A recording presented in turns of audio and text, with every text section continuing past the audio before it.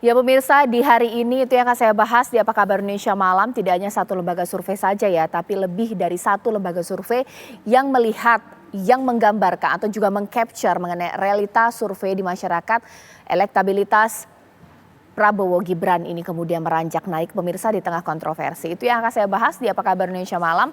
Di studio TV One di sini sudah hadir Mas Nyarwi. Assalamualaikum warahmatullahi wabarakatuh. Mas Nyarwi Ahmad sebagai pengamat politik kita. Ya selain itu Mas Nyarwi, saya juga sudah tersambung dengan dua narasumber kita. Mulai dari Mas Eko Kuntadi, ini dari tim pemenangan Ganjar Mahfud, dan juga Bang Daniel Azhar dari tim pemenangan Prabowo Gibran. Selamat malam, Assalamualaikum semuanya. Selamat malam, Mbak Jaja. Assalamualaikum. Ya, saya ingin pertama kali ingin ke Bang Daniel Azhar, maaf saya ingin ke Mas Eko Kuntadi dulu. Karena tadi saya mengutip apa yang disampaikan oleh survei Poltreking bahwa Prabowo Gibran ini akan terus meranjak naik di tengah kontroversi yang ada. Atau istilahnya kalau semakin diserang justru Prabowo Gibran ini diuntungkan. Nah ini bagaimana dengan tim pemenangan Ganjar Mahfud? Karena masih sempat disinggung-singgung soal kenapa dukung, kenapa pindah, kenapa keluarga Jokowi kemudian bermigrasi kepada berikan dukungan kepada Pak Prabowo. Bolehlah dijawab.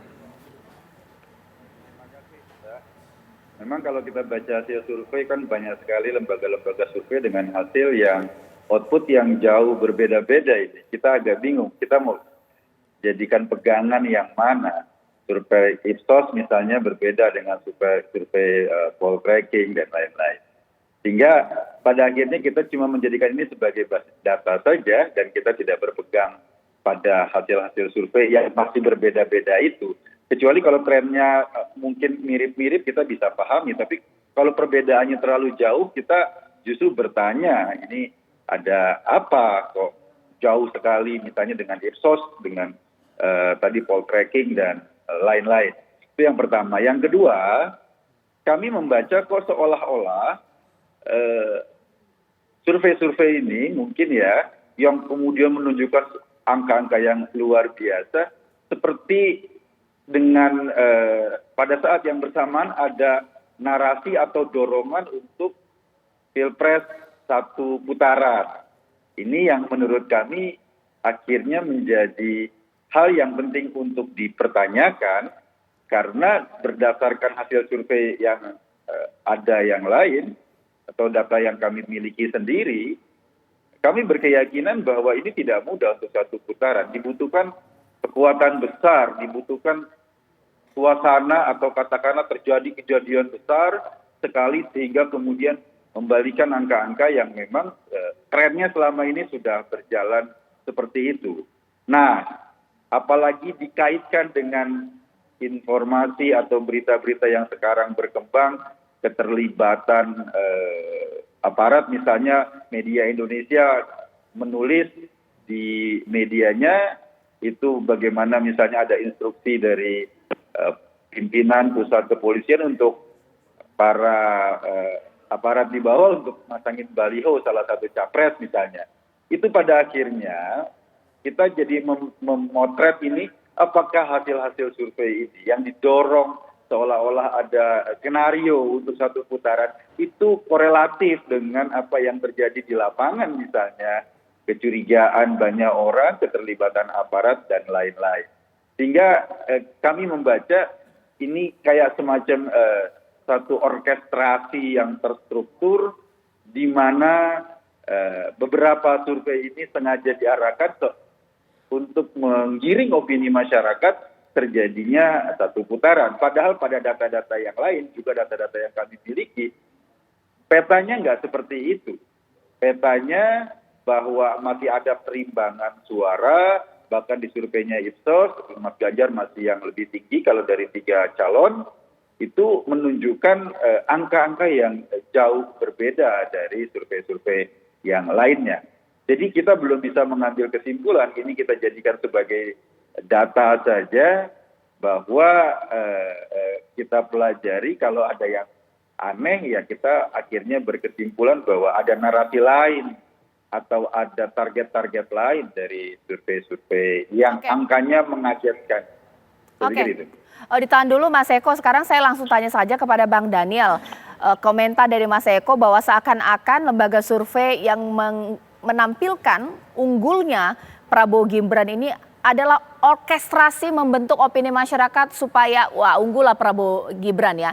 Ada andil tidak tim pemenangan nih? Mbak Caca, terima kasih. Pertama, di posisi Pak Prabowo dan Mas Gibran, tentu sejak awal kami menghormati kerja-kerja ilmiah. Kerja-kerja ilmiah itu ya survei.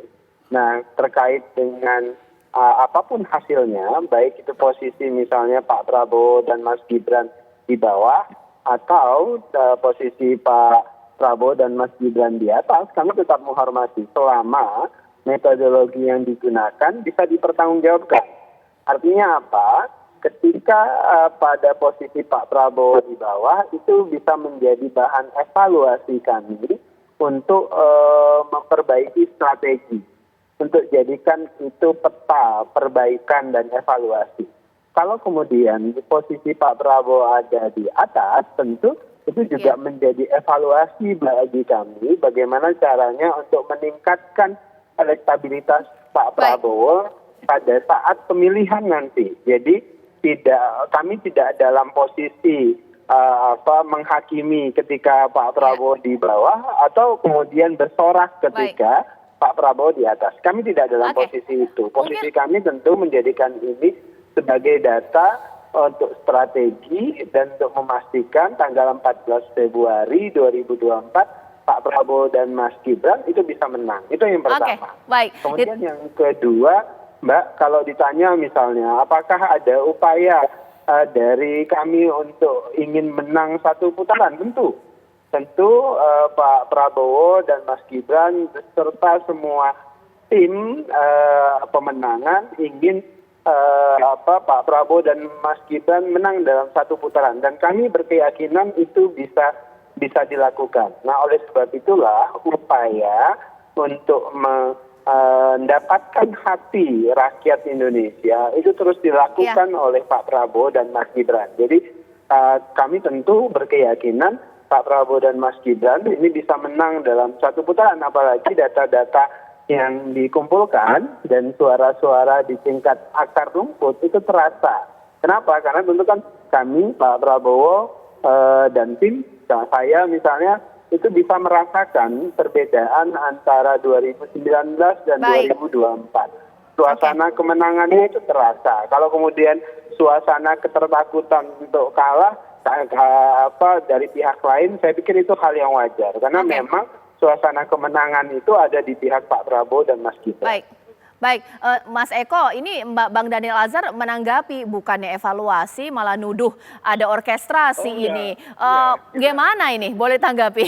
Kita tetap ini kita jadikan bahan evaluasi. Tapi kan angka dan data itu bukan cuma dari satu resource, bukan dari satu sumber. Ada angka lain, data lain yang tadi saya sampaikan. Ada survei lain dari lembaga dari Prancis, Ipsos, yang datanya berbeda jauh dengan apa yang disampaikan tadi. Artinya ini tetap kita jadikan bahan untuk evaluasi sebagai sebuah produk ilmiah, tetapi jangan sampai produk ilmiah ini kemudian digunakan untuk menggiring. Itu aja sebetulnya yang menjadi konsentrasi kita. Yang kedua yang juga ingin kita sampaikan bahwa dengan adanya peta survei yang berbeda-beda, angkanya sangat jauh ini, kan kita susah untuk menjadikan ini sebagai satu pegangan. Kalau kita anggap sebagai data saja, kita jadikan bahan perbandingan, oke, tentu akan menjadi evaluasi kami di tim Ganjar Mahfud. Tetapi kita tidak bisa menjustifikasi atau mengambil ini cuma sebagai satu-satunya sampel, karena ada data lain yang berbeda. Baik. Ya, ditahan dulu Mas Eko. Nanti mungkin saya juga mau minta tanggapan kepada Bang Daniel Azhar. Sebenarnya tim pemenangan Prabowo Gibran itu merasa diserang tidak sih lewat media sosial? Atau ketika Prabowo Gibran diserang, apa memang benar akan efektif meningkatkan secara survei elektabilitas? Ada hubungannya? Sesaat lagi di Apa Kabar Indonesia Malam.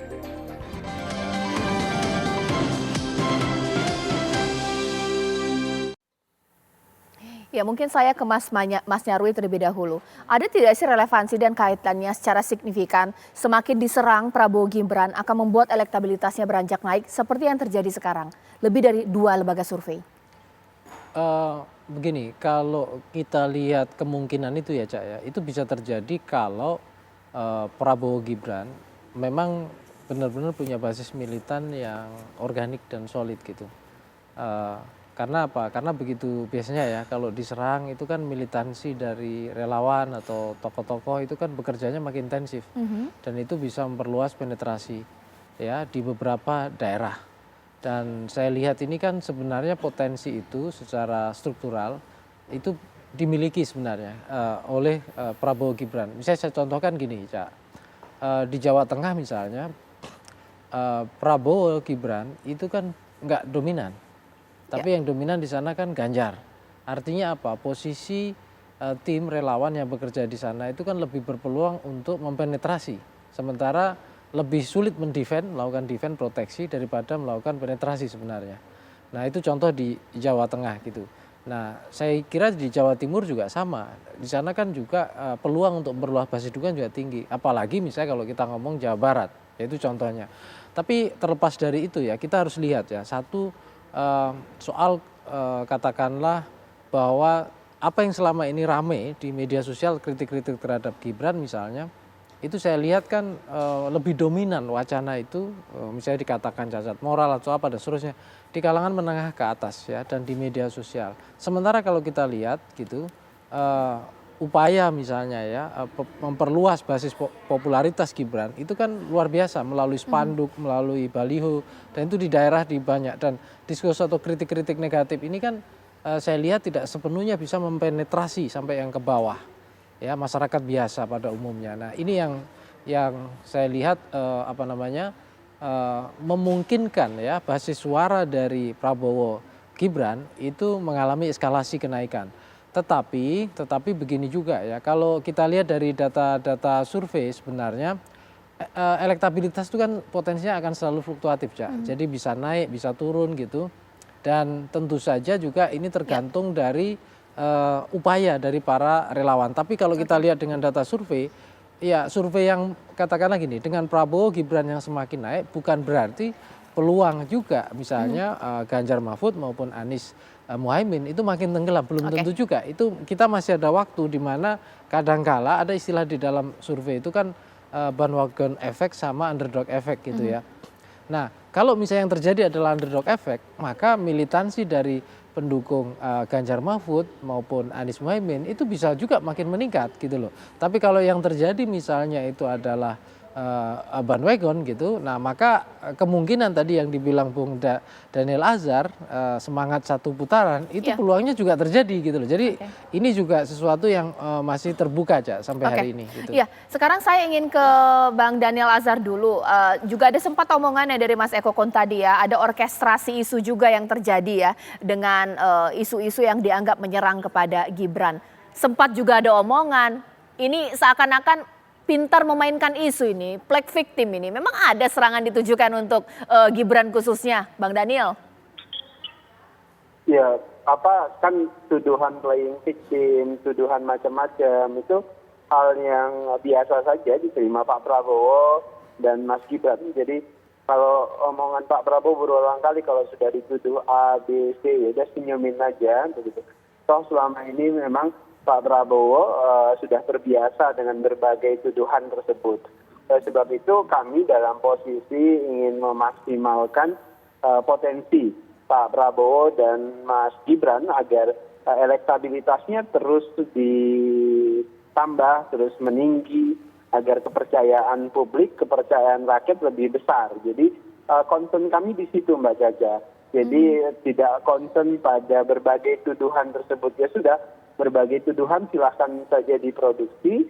Pak Prabowo dan Mas Gibran fokus merebut hati publik, hati rakyat, dan kami berkeyakinan kerja-kerja maksimal dan langsung turun ke rakyat tersebut akan merebut hati rakyat dan kami yakin bisa satu putaran. Itu pertama.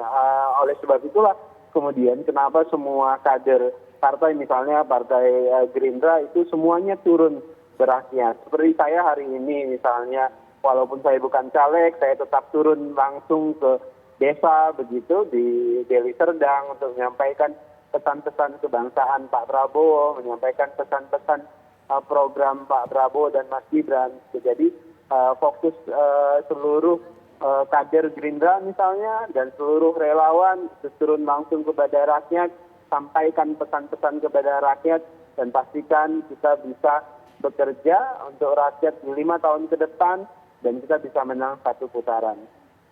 Oke, sekarang saya ke Mas Eko. Mas Eko, tadi kan sempat disebut ada survei lain yang tidak meng-capture kalau hanya Prabowo Gibran yang kemudian diuntungkan atau tinggi secara survei, disebut Ipsos. Tapi maaf, Ipsos ini kan surveinya ini kan Oktober, awal hingga tanggal 19-an Oktober. Survei yang memenangkan Prabowo Gibran ini yang terbaru November ini bagaimana Mas Eko?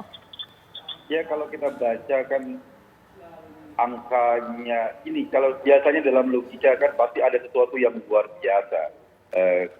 Sehingga terjadi perubahan yang luar biasa seperti itu kan, angkanya cukup signifikan.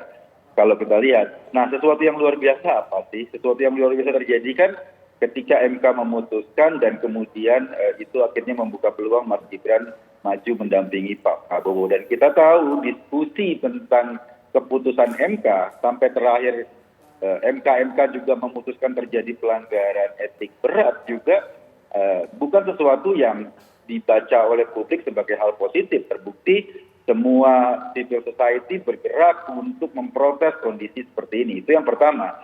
Yang kedua, diskusi belakangan ini bukan lagi cuma soal bagaimana hukum kita atau aturan-aturan kita itu kemudian menjadi problem tersendiri dalam meloloskan Mas Gibran, tetapi diskusi belakangan ini dihiasi dengan suasana atau itu keterlibatan aparat. Media Indonesia misalnya menuliskan ini dan sayangnya nggak ada di edisi cetaknya sudah ditulis bagaimana misalnya ada instruksi terstruktur aparat untuk membantu memasang baliho gitu, kalaupun di edisi online-nya dihapus, tapi sudah ada edisi cetaknya. Nah, kita membaca ini sebetulnya soal survei naik atau turun dalam kontestasi seperti ini adalah hal yang biasa. Yang kita khawatirkan adalah pemilu yang kehilangan sifat jujurnya, kehilangan sifat adilnya, di mana lembaga-lembaga negara yang mestinya berposisi netral dikerahkan untuk memenangkan satu pasangan calon. Kalau ini yang terjadi tentu saja mencederai nilai-nilai yang kita percaya untuk mewujudkan pemilu yang jujur dan adil.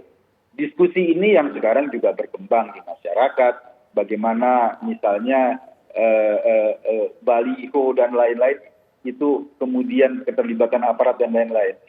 Kita memotret ini semua, diskusi ini kita potret. Jadi masyarakat bukan cuma sekedar mendiskusikan program, tetapi apa sih yang terjadi sehingga kemudian problem ini menjadi perhatian. Dikhawatirkan nilai-nilai pemilu yang mestinya aparat berdiri netral gitu, dikhawatirkan malah berpihak. Dan ini kan nggak fair. Oke, selain soal mengenai mengekstraksi atau juga mengolah isu playing victim tadi, ada tudingan juga pemilu tidak netral ini. Bagaimana ini Bang Daniel? Iya Mbak Caca, tuduhan aparat terlibat segala macam itu tuduhan serius sebenarnya. Nah, tuduhan itu perlu dibuktikan oleh Mas Eko. Ada baiknya dibuktikan karena kalau tuduhan itu tidak benar, maka saya pikir aparat yang dituduh dalam hal ini misalnya pihak kepolisian dan sebagainya, itu tentu bisa meminta pertanggungjawaban kepada yang menuduh. Karena agaknya hal-hal seperti ini kan diproduksi hari ini.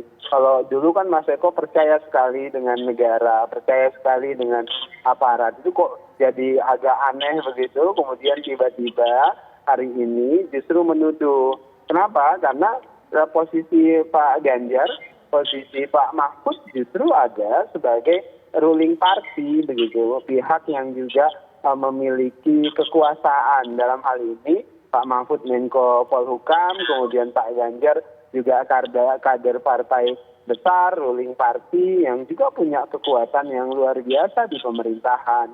Jadi kalau kemudian itu menuduh itu kan seperti menunjuk muka sendiri. Nah, dalam konteks itulah penting tadi saya sebutkan itu untuk membuktikan tuduhan-tuduhan seperti itu. Kemudian kedua, kan sudah berulang kali, Mas Eko kan juga berulang kali menyebutkan dulu misalnya sampai dengan sekarang Pak Jokowi pasti akan netral, dan sikap itu juga disampaikan berulang kali Pak Jokowi di depan publik, dan sikap akan netral, dan tentu kan di tim Prabowo Gibran ingin menang satu putaran dengan jujur, dengan baik. Begitu, dengan tetap damai, dengan tetap menjaga persatuan dan kesatuan. Itu yang paling penting bagi Pak Prabowo. Ditahan dulu Bang Daniel, Mas Eko tanggapi. Ya. Yang pertama bahwa diskursus tentang misalnya MK itu bukan tudingan, itu nyata bahwa ada keputusan MK yang menjatuhkan pelanggaran etik berat, itu nyata. Jadi diskursus soal misalnya keputusan itu nyata. Itu yang pertama. Yang kedua, saya ingin mengatakan bahwa soal tadi keterlibatan aparat itu beritanya sudah turun di media Indonesia. Itu bukan tudingan juga. Itu ada hal yang nyata dan beritanya sudah dituliskan. Saya cuma mencuplik bahwa ini sedang ada dalam perdebatan masyarakat.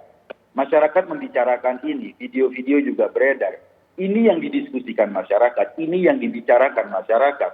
Soal kemudian benar atau salah, berita itu sudah beredar, video-video sudah beredar, dan itu membuat persepsi masyarakat pada akhirnya mencurigai atau mengkhawatirkan pemilu ini tidak berlangsung jujur dan adil. Oke, ya ditahan dulu Bapak-Bapak, saya nanti akan tanya kepada Mas Nyarwi.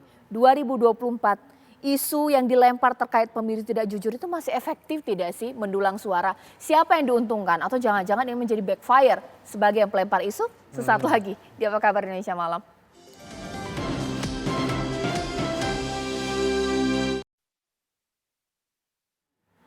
Oke, sekarang saya ke pertanyaan yang tadi sempat saya tanyakan Mas Nyarwi. Sebenarnya isu-isu mengenai pemilu tidak adil, ada upaya aparat melakukan tindakan-tindakan yang mengganggu pasangan cawapres lain.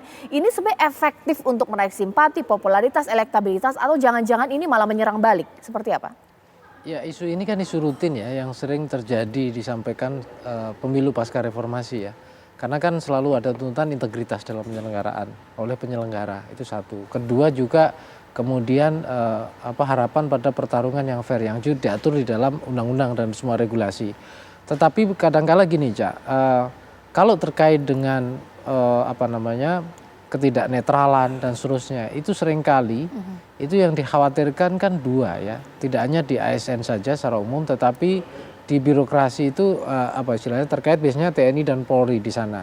Karena juga kalau di berbagai data survei itu trust ke TNI itu kan sangat tinggi ya. Dan pengaruhnya sampai ke berbagai pelosok gitu, termasuk juga saya kira hari ini juga Polri juga sama. Nah, di sini justru Pak Jokowi kan beberapa kali juga meminta itu, cuma kemudian kan orang melihat ya posisi Presiden Jokowi tidak hanya sebagai Presiden Kepala Negara pemerintahan hari ini, tapi juga ayah dari salah satu pasangan cawapres kan gitu. Nah, ini yang kemudian makanya tadi kan saya tidak heran kalau misalnya Bung Eko Kuntadi ya mengingatkan soal netralitas tadi ya, potensi kalau beberapa narasi yang ada itu potensi abuse of power, penggunaan kekuasaan tadi, walaupun tadi kontrol oleh Bung dan Lazar itu justru kenapa justru Pak Mahfud yang Menko Polhukam kan punya power juga. Tapi intinya gini, backfire-nya itu kan juga harus dilihat, Cak, ini kemana kan gitu. Kalau menurut saya hari ini justru ya sampai saat ini tuduhan-tuduhan ketidaknetralan atau apapun itu kan dialamatkan ke blok Pak Prabowo Gibran ya, karena di sana ada Gibran sebagai putra presiden. Tetapi kan saya lihat ya, kalau kita lihat impact ya, impact backfire ini kalaulah misalnya muncul semacam distrust ya terhadap ketidaknetralan, kemudian memunculkan kritik-kritik dari masyarakat, Ya, saya kira juga ada kemungkinan kritik itu tidak hanya dimunculkan pada blok kubu Prabowo Gibran, tapi juga bisa jadi ke Ganjar Mahfud karena di sana tadi ada partai yang juga saat ini PDIP misalnya yang juga mendukung pemerintah Pak Jokowi waktu pengusulan. Walaupun posisinya sekarang juga masih ada kritik yang muncul di sana. Masih senada dengan itu. Kalau kita melihat mengenai putusan MK ini kan ramai sekali. Masyarakat yang dianggap tidak setuju dengan putusan MK ini, bahkan juga hasil kode etik ini kan juga banyak. Tapi secara survei elektabilitas Prabowo Gibran ini masih tinggi. Apa jangan-jangan masyarakat nggak tahu mengenai isu itu? Terlalu elitis kah? Apa karena masyarakat yang disurvei itu kemudian bukan masyarakat yang tahu mengenai isu politik di balik pencapresan Gibran? Kalau menurut saya, isu-isu yang terkait dengan Mahkamah Konstitusi apalagi ketatanegaraan ini ya, itu overall masih isu menengah ke atas. Dan masyarakat itu kan yang ketika kita ngomong, jadi gini, ini bicara soal kualitas legitimasi ya, kekuasaan. Di kita itu Cak, yang dimaksud bagaimana elit mendapatkan legitimasi kekuasaan di mata publik secara umum, itu baru demokrasi elektoralnya, jadi proses pemilu elektoralnya. Nah, belum melihat prosesnya. Proses itu artinya begini, apakah misalnya contoh, kandidat ini dicalonkan oleh mekanisme yang demokratis tidak, misalnya begitu. Kandidat ini kan kalau di undang-undang itu disebutkan diusung oleh partai gabungan partai politik, walaupun tidak mewajibkan dia menjadi anggota partai politik. Tetapi kan kalau kita ngomong demokrasi, itu kan seringkali partai politik kan esensinya sentral ya, Cak. Ya. Nah, masyarakat tidak akan lihat sampai ke sana, Cak. Tapi itu yang dilihat adalah dipengaruhi oleh tingkat pendidikan dari masyarakat yang mayoritas masih lulusan SD SMP. Iya, menurut saya juga itu juga. Yang kedua, tradisi kita semua dalam berdemokrasi bahkan pada level elit itu masih pada level demokrasi elektoral saja. Belum bicara secara komprehensif bahwa demokrasi itu butuh tahapan proses dari peran partai, posisi dan seterusnya itu belum. Makanya apalagi isu ketatanegaraan ya. Ini kan jangankan di level elit mungkin yang tertarik dan ini juga banyak terkait ahli hukum ya, mungkin ke sana. Mas Eko, mengingat pemilih dari Ganjar Pranowo, kita tahu basis dari PDIP ini kan partai wong cilik ya, masyarakat menengah ke bawah. Kalau main-main isu yang elitis mengenai dugaan pemilu tidak adil, putusan MK, nggak akan ngefek dong, Mas Eko? Ya gini, soal putusan MK itu bukan cuma soal copras-capres. Ini problem hukum dan kita sangat konsen pada ini. Kalau aturan bisa diubah-ubah dengan cara kayak gitu, apalagi terbukti dengan prosesnya melanggar etik berat. Ini kan problem kita berbangsa. Jadi jangan cuma dipandang ini dipotret sebagai persaingan antar kandidat capres. Ini isu soal Indonesia. Ini isu tentang bagaimana hukum digunakan atau katakanlah di-abuse dengan pelanggaran etik. Dan itu semua sudah terbukti di persidangan MK. Jadi kalau dipandang cuma sebagai itu, kita terlalu kerdil memandang semua persoalan bangsa ini muaranya cuma copras-capres. Itu yang ingin kami sampaikan. Oleh karena itu mengkritisi isu ini dan juga banyak civil society mengkritisi isu ini terlepas dari copras-capres. Sehingga kita akan terus mengkritisi jangan sampai fenomena ini, presiden ini juga digunakan terus-menerus. Yang pada akhirnya merusak kehidupan berbangsa kita. Bukan isu elit atau isu masyarakat bawah, itu terlepas dari itu semua, tetapi ini adalah isu kita berbangsa, isu kita bernegara, itu yang menjadi penting. Oke, sekarang saya mau tanya juga kepada Bang Daniel, ketika isu-isu mengenai demokrasi yang substansial itu memang tidak akan termakan oleh masyarakat menengah ke bawah. Apa itu jangan-jangan strategi dari Gibran melakukan belusukan-belusukan di daerah Jawa Tengah khususnya supaya ya mereka juga tidak tahu ini begitu banyak kontra yang kemudian terjadi, ini seperti apa? Ya, menurut kami justru ini adalah menghadirkan demokrasi yang substansial.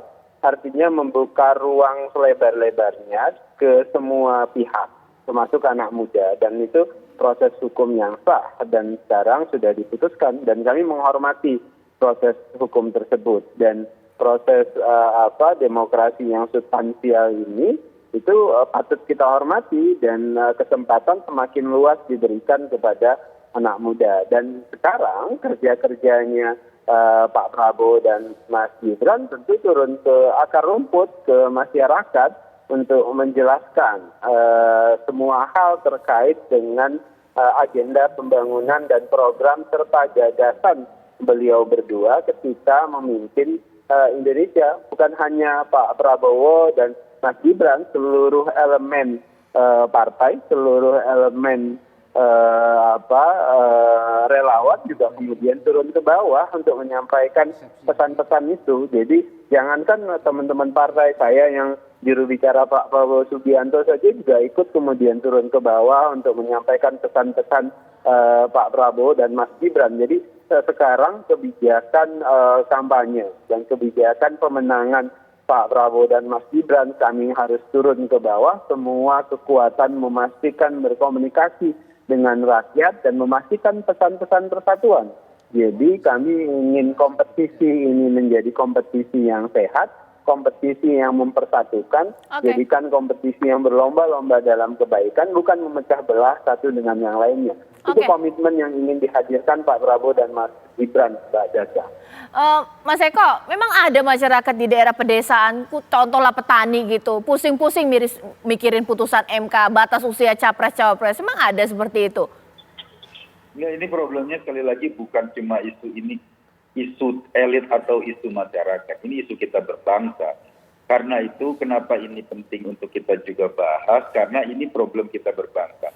Soal kemudian di masyarakat bawah tentu saja kita punya program atau kita punya komunikasi yang intens kepada mereka, dan tentu saja kita sudah tahu bagaimana misalnya track recordnya Mas Ganjar dalam menyapa masyarakat dalam segala lapisan itu juga sudah dilakukan. Kita membahas ini jangan menafikan bahwa cuma demi copras-capres seolah-olah itu tadi kita menafikan isu-isu yang sangat penting dalam kehidupan berbangsa, isu-isu soal konstitusi, isu-isu soal ketatanegaraan. Memang bagi masyarakat bawah ini mungkin mereka memahami secara utuh, tetapi justru kita punya tanggung jawab moral untuk mengatakan bahwa aturan ini, hukum ini tetap harus dijalankan secara baik, secara benar. Kalaupun isunya dikonsumsi elit, tetapi ini berdampak pada kehidupan seluruh masyarakat. Kita bayangkan kalau hukum dengan gampang misalnya di-abuse, hukum dengan gampang direkayasa untuk kepentingan-kepentingan politik tertentu, tentu saja yang akan dirugikan kita semua. Terasa atau tidak, itu yang menjadi konsentrasi juga yang menjadi tanggung jawab moral kita untuk juga menjelaskan kepada masyarakat. Soal bahwa ini bisa termakan oleh masyarakat bawah atau tidak, atau dipikirkan tidak, itu bukan isu buat kita. Artinya itu bukan menjadi hal penting, tetapi tanggung jawab moral kita untuk memberikan pemahaman kepada masyarakat bahwa ada loh problem serius. Ini terbukti masyarakat civil society, para ahli hukum semua kan mempermasalahkan ini. Jadi jangan cuma dipotret, cuma sekedar copras-capres. Ada hal yang lebih besar dari itu menurut Bang Daniel, tanggapi 1 menit, silakan. Ya, yang jelas pendapat bahwasannya ini adalah demokrasi yang substansial, demokrasi yang membuka pintu selebar-lebarnya, itu adalah menjadi argumentasi yang kuat bagi kami. Dan tentu kami mendukung penuh penegakan hukum, menghormati hukum, dan membuka pintu demokratis bagi demokrasinya kita yang semakin maju dan lebih maju ke depan. Jadi fokus kami di situ, dan kami juga menghormati pendapat apapun yang hadir di kelompok masyarakat lain, terutama juga pendapat seperti Mas Eko dan kawan-kawan. Oke, sekarang terakhir ke Mas Nyarwi. Kita tahu politik tidak terjadi di ruang hampa, ini bisa berubah tidak? Ini masih November, kita tidak tahu Desember atau juga Januari, Mas Nyarwi. Ini kan masih sangat dinamis menurut saya, Cak. Saya contohkan saja, singkat saja ya, misalnya tadi ya, soal penafsiran proses MK dan pencawapresan Gibran misalnya. Di kalangan kelas menengah, saya setuju dengan pendapatnya Bung Kun tadi ya. Bisa saja misalnya PDIP dan semua tim yang mendukung Mas Ganjar itu memilih menjelaskan ini problem kita bernegara, harus lebih baik, kira-kira gitulah. Tetapi di dalam masyarakat menengah bawah bisa jadi narasi-narasi yang berkembang berbeda aja. Ya. Jadi satu sisi ini memberikan contoh bahwa kalau menjadi leader atau pemimpin itu prosesnya juga harus lebih bagus, kira-kira gitu, kandidasinya lebih baik dan seterusnya. Tapi di masyarakat bawah bisa aja muncul narasi bahwa ketika pencawapresan Gibran justru itu ada skenario dihalang-halangi lah, dipersulit dan seterusnya. Artinya bisa narasinya berbeda. Nah, tentu saja di sini ini bagian dari strategi kampanye ya yang dilakukan oleh masing-masing pihak capres-capres. Tapi terlepas dari itu, Cak, menurut saya ya kita tentu berharap ya para pasangan capres-cawapres ini gitu itu lebih memberikan bobot katakanlah ya diferensiasi yang lebih baik. Kira-kira Indonesia ini mau dibawa kemana? Versi Programnya. Prabowo, Gibran, ya betul. Nah nanti juga Pak Ganjar Mahfud kayak apa? Mas Anies seperti apa? Sehingga kita dapat penjelasan. Proyeksi gitu ke depan ya? Betul, penjelasan bahwa kenapa ini naik, kenapa ini turun, itu kan bukan tadi yang seringkali dibilang ini karena faktor drama-drama saja, Iya, itu dia. tapi juga karena tawaran-tawaran dan Iya. masyarakat juga pelan-pelan mulai berpikir dengan cara yang cerdas Iya, juga, betul. tidak dengan cara yang mungkin basisnya karena ikut tren seperti Oke. itu. Jadi masyarakat Indonesia khususnya hanya untuk dunia hiburan saja lah. Anda suka drama silat, drama percintaan, dan drama-drama lainnya. Kalau untuk Pilpres harus objektif seperti itu ya. Terima kasih Mas Nyarwi, bahkan juga terima kasih kepada dua narasumber saya yang tadi lewat sambungan Zoom, Mas Eko dan juga Bang Daniel Azhar. Nanti saat lagi pemirsa sejumlah informasi lainnya masih akan saya hadirkan untuk Anda. Tetaplah bersama kami.